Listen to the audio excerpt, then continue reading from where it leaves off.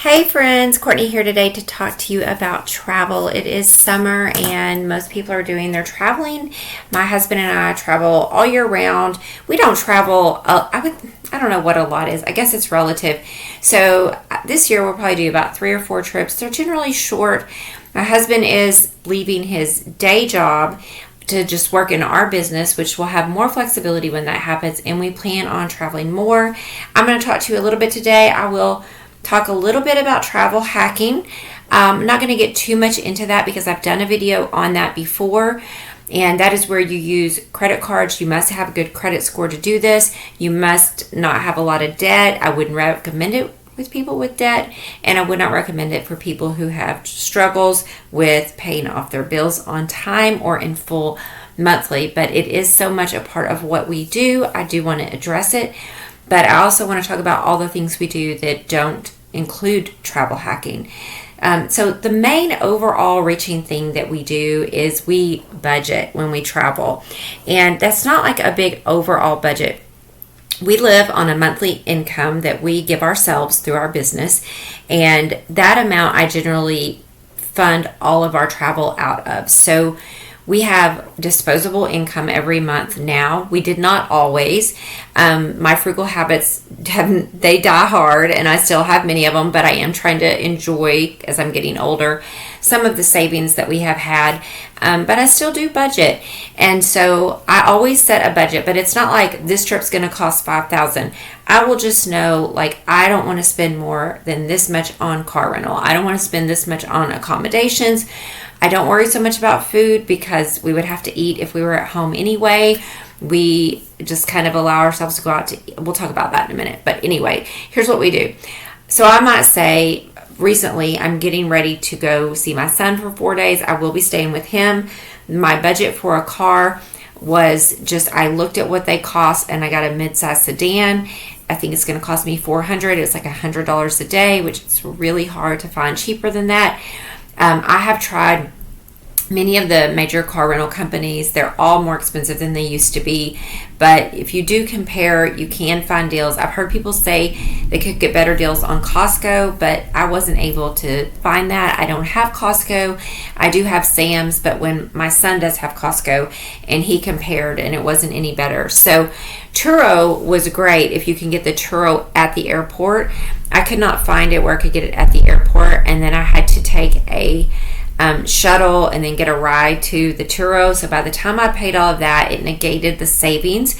But if you can, I had a really good experience on Turo, which is the Airbnb of car rental, but it was a little bit more work to do that. So I would highly recommend it, and I would do it again. I would definitely do it again. It was good if it was more convenient. So just look for those good ratings when you're renting from someone to make sure that you're getting a car that's going to be clean and everything like that, just like the Airbnb. So I decide how much I'm going to spend. Another thing I do sometimes is I will cut our vacation time down. We might not go away as long. So if I know that it's going to cost with hotel and car rental, that's going to be $250 a day, then I might think, do I want to spend 7 days, or maybe we'll just go 4 or 5, because that can drastically reduce the amount of money. I don't feel like I hear people talk about that. They're like, I have a week off for vacation. Well, if you have a week off and you work, so you have a Monday through Friday, nothing says you have to leave on that Friday you get off work or Saturday and come home the following Sunday. You could choose to leave on Monday and come back on Friday, because hotel rooms in a lot of places are cheaper during the week. Some places are easier to travel during the week. So that also might give you time to recover, not feel so rushed. But I just don't feel like I hear people talk about that very much. On Airbnbs, because I own one, I know that the owners, they set the price. And so ours is $115. It's easily $150 a night, but we choose to leave it low because we like to be affordable. So it's $115 a night. We have 65 5-star reviews. We're a super host over and over. Man, the bar is so low, y'all. just keep it clean and stocked and sleep in it a couple of times to make sure that it is everything that you would want. I clean everything between every guest. I do not just change the sheets and wipe everything down. We clean it top to bottom. We wash all the covers, the blankets, the rugs that are on the floor that are, like in the bathroom, not the big floor rugs, but the little ones. We are very careful. We vacuum everything, and we've done so good. We keep the yard manicured, the trash picked up, and we've just done really well with that. And I know that there are other Airbnb owners out there like me. So I look at all the reviews, and if they have bad reviews, I look at those closely and see, did the Airbnb host address that bad review? That's really important, because you are going to get 10% of the people are going to be difficult. I've been very fortunate that most of the minor issues we've come up with, like, oh, there's a wasp nest on the back porch. Well, we don't always catch that stuff, right? Because we're not in it all the time.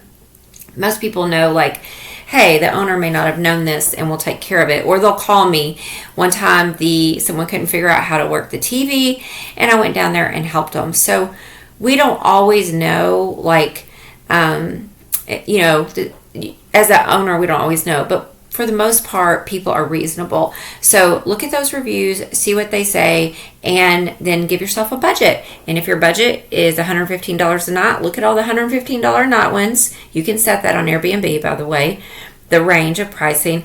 Look at their ratings and read the reviews. And that's another great way. Hotels, I will say this. I have stayed, like, the Embassy Suites Hilton is a very bougie hotel. You go inside to stay. They have a very nice breakfast. They have a pool. They have a hot tub. But some of the Comfort Inns I've stayed in are about half the price, or, thereabouts half the price. And they have just as clean, comfy rooms. They have a pool. They have a hot tub. They have a breakfast. They can vary greatly from area to area based on their age and things like that. So I will sometimes look, when I was traveling with my kids, when I was a single broke mama, there was a Comfort Inn in this little town that we like to go to that was a tourist attraction, and it had an arcade, it had a wonderful pool, hot tub, sauna, great comfortable rooms, and it was a great deal for our family. So just think about, how bougie do you really want to be? Even if you don't use the spa at the fancy hotel, you are paying more to have that available to you. So check those reviews. Make sure if there's anything negative that says anything bad, like, be mindful of bed bugs and things like that. If people say there's bed bugs, I wouldn't even, don't even go, because that is a big problem these days. And when you get to a hotel, I do want to say this, check for bed bugs. You want to take your phone or a flashlight and not only look at the mattress and the pillows, but at the headboard, at around the furniture, things like that. Make sure there's no blood stains, no, like, brown debris or anything like that, because even in the fanciest of hotels, there are major bed bug problems, and people kind of poo-poo that if they're like, that's the seedy hotels. No, it's not. And you want to make sure to be very careful with that, because they can be in any hotel of any caliber. It's ideal that the hotel wraps their bed. We do this at our Airbnb, wraps their bed in a bed bug protective cover and the pillows. We do this preventatively, and I really like to stay at places that have a bed bug policy, that they do all of those things to prevent them. Not having the bed skirts around the bottom, using metal beds instead of wooden beds, not having the box springs, but having the mattresses, and if they do have a box spring, having it covered. Those things really help. When I was growing up, there was this spray that was eventually found to be toxic to humans, but we did not have bed bugs when I was growing up. That was not a thing. I thought that was fictional, actually, and they took that spray off the market, and there isn't anything that, like, is easy or cheap to spray now that can kill them preventatively. So I know this is a little bit of a going off topic, but be mindful when you're staying that it's not just the seedy hotels that have that. So check those reviews. And I speak from experience. We had a very bad experience at one. I won't go into it, but we were fortunate that we did not bring that home, but be careful. And it was a very expensive hotel. All right. On cars and gas, I think I've covered that pretty good. You can't really do too much about gas except use Gas Buddy and be mindful of the places that have good gas. Just look at the Gas Buddy app on your phone, or just put in your phone gas prices near me, because you can literally turn a corner and go to a Walmart and it's going to be 20 cents cheaper than it is on the main road, especially in a tourist town. I live in a tourist town, and I can tell you that the prices are vastly different on the main strip than they are if you just drive a little bit off a little ways. So the next one is airlines. It's cheaper to fly generally on a Tuesday or Wednesday, but it is not necessarily significantly cheaper. If you are flexible, like I do Southwest now because Frontier and those places like that, by the time you pay all the fees and there's no refunds, it's not worth it to me. I mean, I'll take it if I can't get Southwest, but I would rather pay a little bit more on the front end and know that I'm not going to be hit with all the fees. I was flying my son home on Frontier, and by the time we paid everything, it was an extra $50 to $100 for every flight. With Southwest, you just don't have those hidden fees. I also do use a Southwest card, which gives me plenty of points. I took out a Southwest card and I do the bonus points, where you put everything on your Southwest card for like the first couple of months. You hit the minimum spend, which is like $3,000. But if you put everything on that card, your food, your gas, all the things, and you pay it off monthly, then you're going to hit that minimum spend. And that gave us about 10 flights to Denver, where our grandchild is, and our son and his family. So that's worth it for us. And after you get so many points, you get a companion pass where people fly for free. If you're not using any of that kind of stuff, just look at the flexibility.